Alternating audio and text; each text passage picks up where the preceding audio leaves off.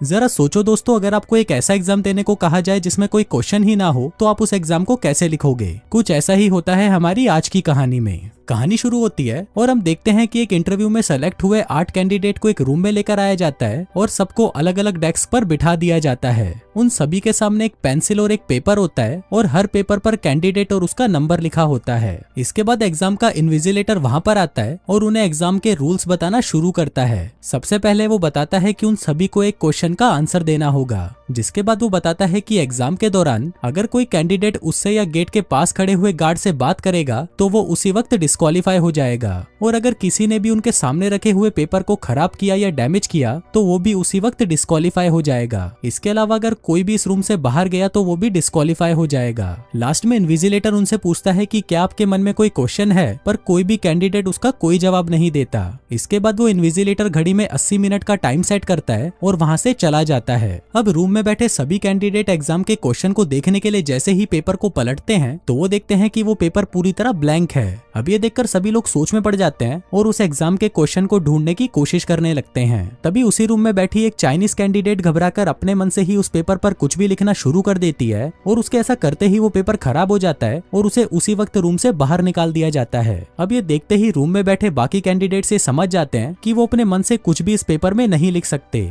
थोड़ी देर बाद उस रूम में बैठा एक आदमी उस इन्विजिलेटर की बातों को याद करता है और उसे पता चलता है कि उस इन्विजिलेटर ने उससे और गेट के पास खड़े हुए गार्ड से बात करने के लिए मना किया था, मतलब कि वो लोग आपस में तो बातें कर सकते थे। अब सभी लोग आपस में बातें करने लग जाते हैं और सभी मिलकर उस एग्जाम के क्वेश्चन को ढूंढने की कोशिश करते हैं। सभी कैंडिडेट एक दूसरे को अपना नाम नहीं बता सकते थे, इसलिए उनमें से एक कैंडिडेट सभी के स्किन और बालों के कलर के बेस पर उनके निकनेम्स रख देता है, जिसमें वो खुद का नाम व्हाइट रखता है और बाकी का ब्लैक, ब्लॉन्ड, ब्राउन, ब्रूनेट और डार्क रखता है, और लास्ट में बचे हुए कैंडिडेट का नाम डेफ रखता है क्योंकि वो किसी से भी बात नहीं कर रहा था। इसके बाद सभी लोग क्वेश्चन ढूंढने के लिए अलग अलग तरीके सोचने लगते हैं। सबसे पहले वो सोचते हैं कि क्वेश्चन पेपर पर ही है पर वो इनविजिबल है, इसलिए वो उसे ढूंढने के लिए रूम की सारी लाइट्स को तोड़ देते हैं ताकि इमरजेंसी के लिए लगी हुई यूवी लाइट से वो उस पेपर पर छिपे हुए क्वेश्चन को ढूंढ पाएं, पर इसमें वो नाकामयाब रहते हैं। इसके बाद वो सोचते हैं कि पेपर पर पानी डालने से शायद वो क्वेश्चन विजिबल हो जाएगा, पर वो इस कोशिश में भी नाकामयाब रहते हैं। इसी बीच व्हाइट चालाकी से ब्रूनेट से उसके पेपर पर ही आग लगवा लेता है, जिससे वो डिस्क्वालीफाई हो जाती है। इसके बाद व्हाइट डेफ के पास आता है और उसे भी इस रूम को छोड़कर जाने के लिए मजबूर करता है, और इसी के साथ ही डेफ भी डिस्क्वालीफाई हो जाता है। फिर इसके कुछ देर बाद व्हाइट सभी लोगों से कहता है कि उसे क्वेश्चन का पता चल चुका है, पर वो किसी को भी नहीं बताएगा। अब व्हाइट की इन बातों से ब्लैक बहुत ज्यादा चिढ़ जाता है और वो व्हाइट को मुक्का मारकर बेहोश कर देता है। फिर थोड़ी देर बाद जब व्हाइट को होश आता है तो वो सभी से रिक्वेस्ट करता है कि उसकी दवा खाने का टाइम हो गया है, इसलिए कोई उसकी पॉकेट में से दवा निकालकर उसे खिला दे।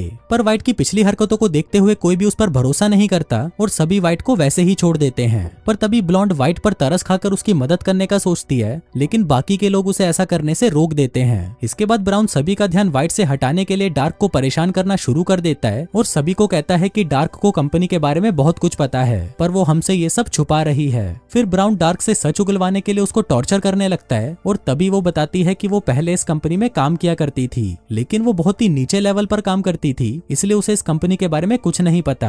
अब डार्क की ये बातें सुनकर ब्राउन उसे छोड़ देता है, पर तभी सभी की नजर व्हाइट पर पड़ती है, जिसकी नाक से खून आना शुरू हो जाता है। अब ये देखकर ब्लैक सबको बताता है कि व्हाइट अपनी बीमारी के बारे में सही बोल रहा था, क्योंकि जो बीमारी व्हाइट को है वो सेम बीमारी ब्लैक की वाइफ को भी थी और टाइम पर दवा ना मिलने पर उसकी डेथ हो गई। अब ब्लैक की बात सुनकर सभी लोग व्हाइट के कपड़ों में उसकी दवाई ढूंढने लगते हैं, पर किसी को भी वो दवाई नहीं मिलती। अब व्हाइट को मरता हुआ देखकर डार्क इन्विजिलेटर को हेल्प करने के लिए बोलती है, पर उसके ऐसा करते ही गार्ड उसे कमरे से बाहर निकाल देता है और वो डिस्क्वालीफाई हो जाती है। इसी बीच ब्लॉन्ड को व्हाइट की दवाई मिल जाती है और दवाई खिलाते ही व्हाइट बिल्कुल नॉर्मल हो जाता है। फिर नॉर्मल होने के बाद व्हाइट सबको बताता है कि इस एग्जाम में कोई भी क्वेश्चन है ही नहीं और ये कंपनी सिर्फ उसी कैंडिडेट को जॉब देगी जो इस रूम में लास्ट तक बचा रहेगा। अब सभी को व्हाइट की बात सही लगती है और फिर सभी एक दूसरे को उस कमरे से बाहर निकालने के लिए आपस में लड़ाई करना शुरू कर देते हैं। इसी बीच ब्लैक गार्ड से उसकी गन ले लेता है और व्हाइट पर चलाने की कोशिश करता है, पर वो गन काम नहीं करती क्योंकि उस गन पर फिंगरप्रिंट लॉक लगा हुआ था, जिसकी वजह से उसको सिर्फ गार्ड ही यूज कर सकता था। पर तभी व्हाइट खड़ा होता है और ब्लैक के हाथ से गन छीन लेता है, जिसके बाद वो गार्ड के पास जाता है और उसके हाथ से उस गन को अनलॉक कर लेता है, जिसके बाद वो एक एक करके सभी को वो रूम छोड़कर जाने के लिए कहता है। अब गन से डरकर ब्राउन तो उस रूम से निकल जाता है, लेकिन जब ब्लॉन्ड वहां से निकल रही थी तो जाने से पहले वो रूम की सभी लाइट्स को बंद कर देती है। अब लाइट्स बंद होते ही ब्लैक व्हाइट से गन छीनने के लिए उसके पास आता है, लेकिन व्हाइट रूम के अंदर लगातार गोलियां चलाना शुरू कर देता है, जिस वजह से एक गोली सीधा जाकर ब्लैक को लगती है और वो जमीन पर गिरकर बेहोश हो जाता है। इसके बाद व्हाइट की नजर डोर पर पड़ती है और वो देखता है कि ब्लॉन्ड अभी पूरी तरह उस रूम से बाहर नहीं गई और उसका एक पैर अभी भी रूम के अंदर ही है। फिर व्हाइट जैसे ही गन लेकर ब्लॉन्ड की तरफ जा रहा था तभी एग्जाम का टाइम कंप्लीट हो जाता है। अब व्हाइट को लगता है कि वो जीत चुका है, इसलिए वो एक्साइटमेंट में इनविजिलेटर से बातें करने लगता है। पर तभी रूम का गार्ड व्हाइट के पास आता है और उसे अपनी घड़ी से टाइम दिखाता है, जिसे देखकर उसे पता चलता है कि एग्जाम खत्म होने में अभी थोड़ा सा टाइम बाकी है। तभी हम व्यूवर्स को दिखाया जाता है कि जब सभी कैंडिडेट्स एग्जाम का क्वेश्चन ढूंढने के लिए अलग अलग तरीके खोज रहे थे तभी डेफ ने एग्जाम की घड़ी को आगे कर दिया था।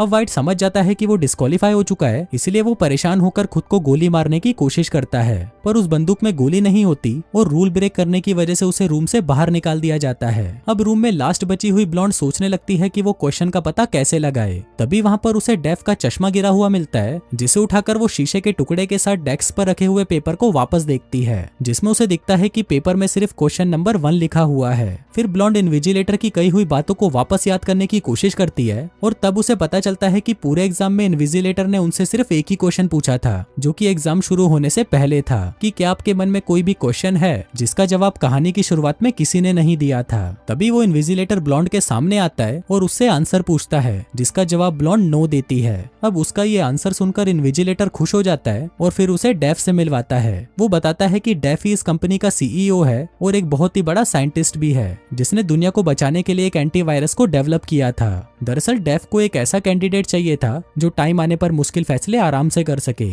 लेकिन ब्लॉन्ड उनको इस कंपनी में काम करने से मना कर देती है और कहती है कि मैं ऐसी जगह पर काम नहीं कर सकती जहां पर पहुंचने के लिए मुझे लोगों की जान लेनी पड़े। पर तभी वो देखती है कि ब्लैक जिसको गोली लगी थी वो वापस से उड़ जाता है, क्योंकि उसको लगने वाली गोली नकली थी। अब ब्लॉन्ड को ये देखकर बहुत अच्छा लगता है, क्योंकि उस एग्जाम का मकसद यही था कि कौन इस कंपनी के लिए समझदारी से काम कर सकता है, और ब्लॉन्ड ने उस एग्जाम को पास कर लिया था और वो इस कंपनी में काम करने के लिए भी तैयार हो जाती है। और दोस्तों, इसी के साथ ही ये कहानी यहीं खत्म हो जाती है।